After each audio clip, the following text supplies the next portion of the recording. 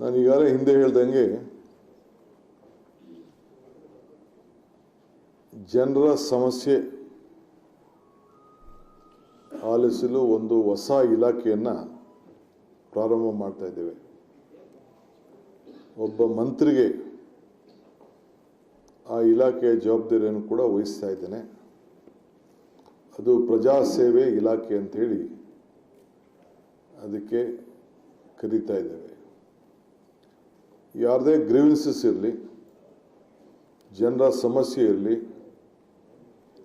ಪ್ರತಿಭಟನೆ ಮಾಡೋರಿರಲಿ, ಅವರ ನೋವುಗಳನ್ನು ಹೇಳ್ಕೊಳ್ಳಿಕ್ಕೆ, ಅವರ ಸಮಸ್ಯೆಗಳನ್ನು ಬಗೆಹರಿಸಲಿಕ್ಕೆ ಸರ್ಕಾರದ ಆ ಇಲಾಖೆಗೆ ಸಂಬಂಧಪಟ್ಟಂಥ ಅಧಿಕಾರಿಗಳಿಗೆ ಆ ವಿಚಾರಗಳನ್ನು ತಲುಪಲಿಕ್ಕೆ ಈ ಇಲಾಖೆ ಕೆಲಸ ಮಾಡ್ತದೆ.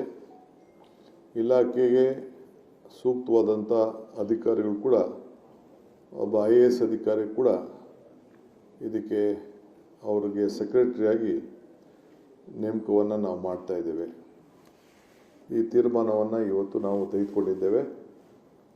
ಎಲ್ಲೇ ಪ್ರೊಟೆಸ್ಟ್ಗಳು ನಡೀತಾ ಇರಲಿ, ಅಪ್ಲಿಕೇಶನ್ನ ರಿಸೀವ್ ಮಾಡಿಕೊಂಡು ಇದನ್ನು ಕಾನೂನುಬದ್ಧವಾಗಿ ಸಹಾಯ ಮಾಡೋದಾದರೆ ನಾವು ಪ್ರೋಸೆಸ್ ಮಾಡ್ತೇವೆ ಮತ್ತು ಆ ಸಂಬಂಧಪಟ್ಟಂಥ ಮಂತ್ರಿಗೆ ಅದನ್ನು ತಲುಪೋ ರೀತಿಯಲ್ಲಿ, ಇಲ್ಲ ಜಿಲ್ಲಾ ಮಿನಿಸ್ಟ್ರು ರಿಸೀವ್ ಮಾಡ್ಕೋಬೋದು, ಇಲ್ಲಾಂದರೆ ಜಿಲ್ಲಾಧಿಕಾರಿಗಳು ಮಾಡ್ಕೊಳ್ಬೋದು, ಇಲ್ಲ ಯಾವುದೇ ಅಧಿಕಾರ ಮಾಡಿದ್ರು ಕೂಡ ಅಲ್ಟಿಮೇಟ್ಲಿ ಆ ಇಲಾಖೆಯಿಂದ ಪ್ರೋಸೆಸ್ ಆಗುವಂಥ ವ್ಯವಸ್ಥೆನ ನಾವು ಮಾಡ್ತೀವಿ. ಆಮೇಲೆ ಪ್ರತಿ ಡಿಸ್ಟಿಕ್ ಮಿನಿಸ್ಟ್ರು ಕಂಪಲ್ಸರಿ 2 ದಿನ 2 ಅಸೆಂಬ್ಲಿ ಕಾನ್ಸ್ಟಿಟ್ಯೂನ್ಸಿಗೆ ಹೋಗಿ ಈ ಒಂದು ಪ್ರಜಾಸೇವೆ ಅಭಿಯಾನವನ್ನು ಅವರು ಕಂಪಲ್ಸರಿ ಮಾಡಲೇಬೇಕು. ತಿಂಗಳಿಗೆ 2 ದಿನ, ಮೊದಲನೇ ಶನಿವಾರ,